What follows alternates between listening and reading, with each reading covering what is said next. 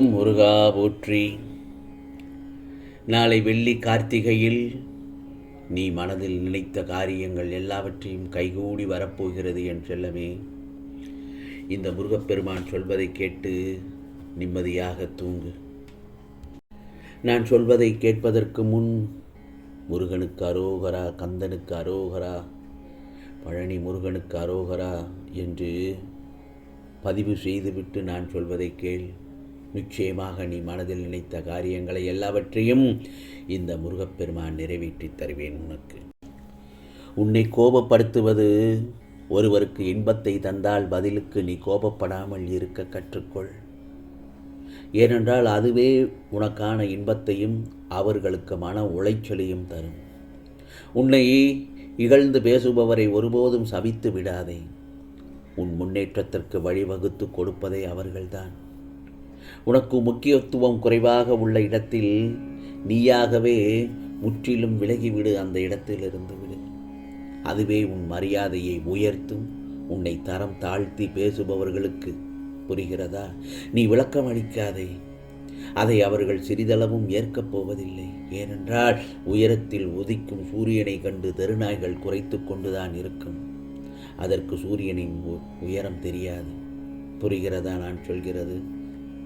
அதே நேரத்தில் நீ நல்லவன் என்று மரணம் உன்னை விட்டு வைக்கப் போவதில்லை. கெட்டவன் என்று உடனே மரணம் வந்துவிடப் போவதில்லை. நீ வாழப்போகும் இந்த குறுகிய காலத்தில் உன்னுடைய செயல்பாடுகளை வைத்தே மரணம் உன்னை நெருங்க நேரம் குறிக்கிறது. அதை என்றும் மறந்து விடாதே. எனவே வாழும்போது யாருக்கும் தீங்கு செய்யாமல் மகிழ்ச்சியுடன் வாழ்ந்துவிட்டு போ என் செல்லமே.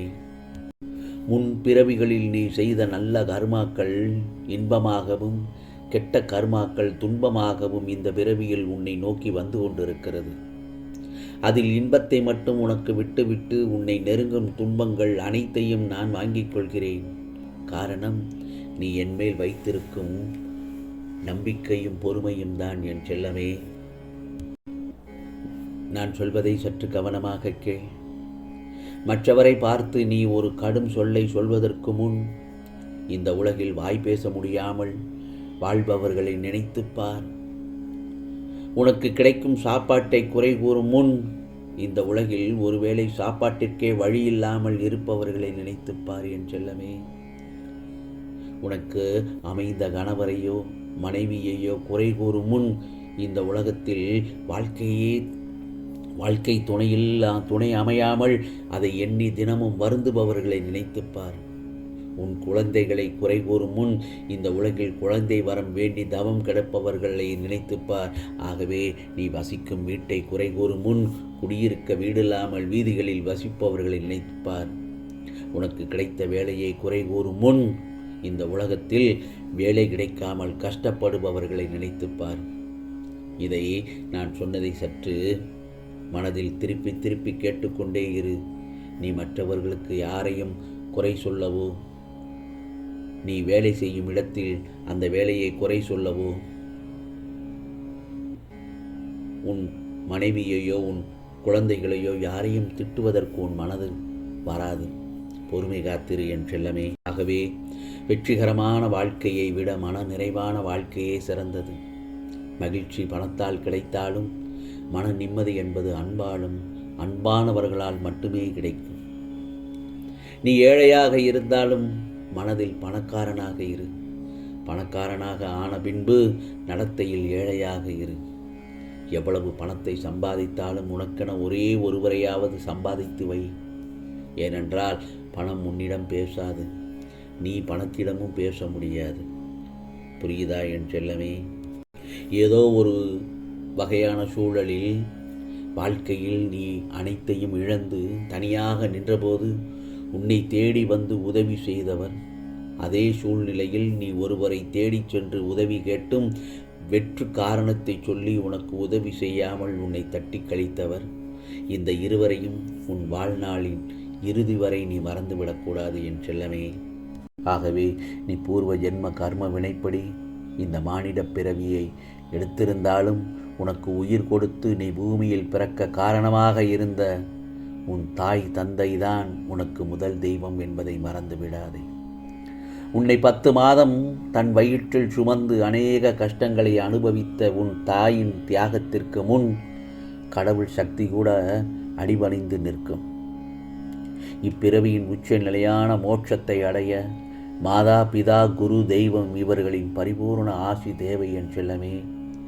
ஆகவே நீ செய்யும் ஒவ்வொரு காரியத்தையும் உன் தாய் தந்தையின் ஆசீர்வாதத்துடன் செய்தாய் என்றால் என் பரிபூர்ண அருள் உனக்கு நிச்சயமாக கிடைத்து கொண்டே இருக்கும் என்பதை மறந்து விடாதே. உன் வாழ்க்கையில் ஏற்பட்ட சில கசப்பான சம்பவங்களை கடந்து வந்துவிடு. இதுவரை உனக்கு நடந்து முடிந்தது எல்லாம் சிறு அத்தியாயம்தான். வாழ்க்கை என்னும் கடலில் இன்னும் வெகு தூரம் நீ பயணிக்க வேண்டியிருக்கிறது. ஆகையால் வாழ்க்கை புத்தகத்தில் நீ படித்து முடித்த பக்கத்தை திருப்பிவிட்டு அடுத்த பக்கத்திற்கு செல்ல மாறாக புத்தகத்தையே மூடிவிடாதே. இந்த முருகப்பெருமான் சொல்வதை புரிந்து கொண்டேயானால் நீ தொட்டதெல்லாம் உனக்கு வெற்றிதான் என் செல்லமே. உன் மனதிற்கு உருவமில்லை, ஆனால் அபாரமான சக்தி உண்டு. உன் மனதை எப்பொழுதும் அமைதியாக வைத்திரு. முருகா முருகா என்று என்னை மனதார நினைத்து கொண்டு உன் மனதை அமைதியாக வைத்திரு. மனதில் உள்ள குப்பைகளை எல்லாம் தூக்கி எறிந்துவிடு. அமைதியான மனதில்தான் உனக்கான ஆற்றல் அதிகரிக்கும். அதனால் தெளிவான முடிவை உன்னால் எளிதாக எடுக்க முடியும்.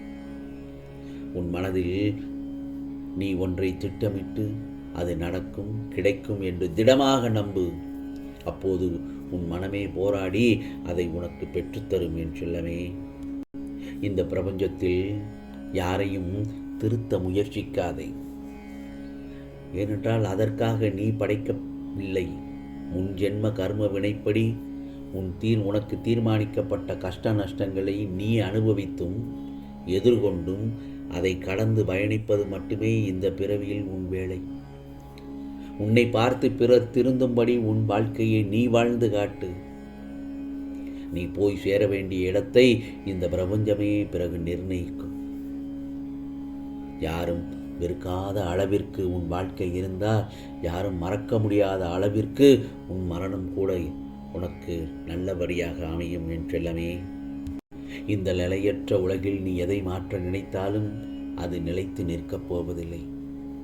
பிறகு ஏன் உனக்கு தேவையற்ற மனக்கவலை? கிடைக்கப்பெற்ற இந்த சொற்ப நேரத்தில் உனக்கு பிடித்தமான வாழ்க்கையை மனக்கவலையின்றி சந்தோஷமாக வாழ்ந்துவிட்டு போ. நிம்மதியாக உறங்கு. நான் சொல்வதை கேட்டுவிட்டாய் அல்லவா? நிம்மதியாக உறங்கு. நாளைய பொழுது உனக்கான பொழுதாகத்தான் விடியப் போகிறது என் செல்லமே. இது முருகனின் அருள்வாக்கு. நிம்மதியாக தூங்கு. நாளை வெள்ளிக்கிழமை கார்த்திகையில் நீ மனதில் நினைத்த காரியங்கள் எல்லாவற்றையும் நிச்சயமாக இந்த முருகப்பெருமான் உனக்கு நடத்தி வைப்பேன். உனக்கானதெல்லாம் நிச்சயமாக நல்லது நடக்கும். நல்லது மட்டுமே நடக்கும். அதுவும் நன்மையாகவே இருக்கும். ஓம் சரவண பவ. ஓம் சரவண பவ. ஓம் சரவண பவ.